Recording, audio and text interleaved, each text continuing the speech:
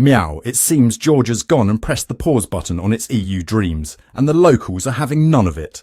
Prime Minister Irakli Kobakidze, a man with all the charm of a wet cat, announced they're suspending EU membership talks until 2028. That's right, folks. 4 whole years of twiddling their thumbs while the rest of Europe moves on without them. It's like watching a geopolitical game of musical chairs, and Georgia's decided to sit this one out.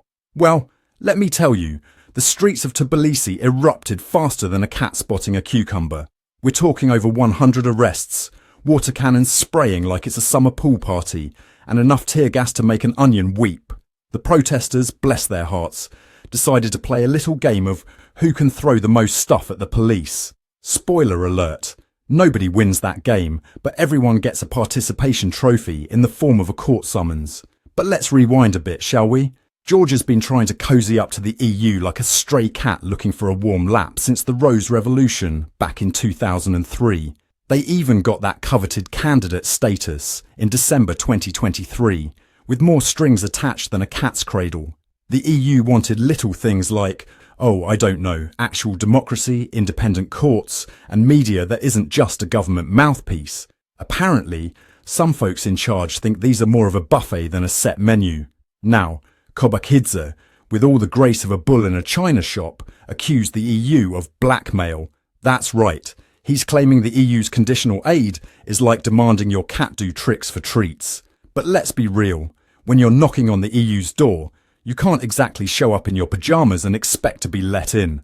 It's not a casual Friday at the geopolitical office. This whole kerfuffle isn't just happening in Tbilisi, oh no. From Batumi to Kutaisi, Georgians are hitting the streets faster than you can say Supra. It's like a nationwide game of who can shout the loudest at their TV when the government comes on. In Kutaisi, protesters were chanting, "No to Russia, yes to Europe."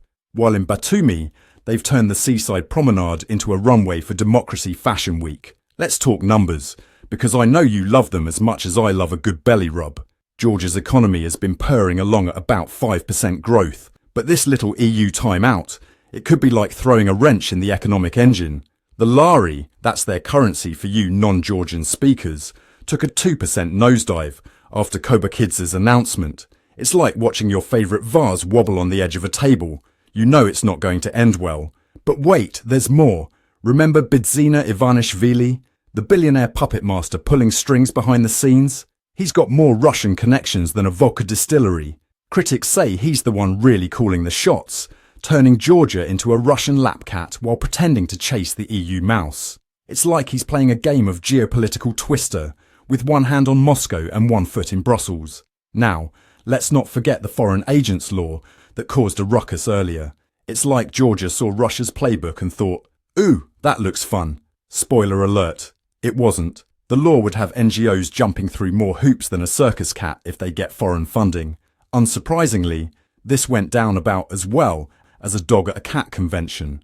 President Salome Zurabichvili, meanwhile, is playing the role of the voice of reason in this political catfight. She's been spotted at the protests, probably wondering how she ended up in this litter box of a situation. She said, "Today, this non-existent and illegitimate government declared war on its own people." Ouch! That's the kind of burn that requires more than just diplomatic aloe vera. So, what's next for Georgia? Will they keep playing hard to get with the EU, or will the protests force a U-turn faster than a cat spotting a mouse? Only time will tell. But one thing's for sure, Georgian politics is more unpredictable than a cat's mood after a nap. As we wrap up this tale of democracy, protests and EU aspirations, let's remember that Georgia's story is far from over. Will they find their way back to the European path, or continue this dance with Russia? It's like watching a geopolitical tango, and nobody knows who's leading. But if you're feline as frustrated as these protesters, give this video a like and subscribe for more perfect political commentary. We'll keep you informed as the story develops. I'm Ron de Parmesan, reporting for News Cats.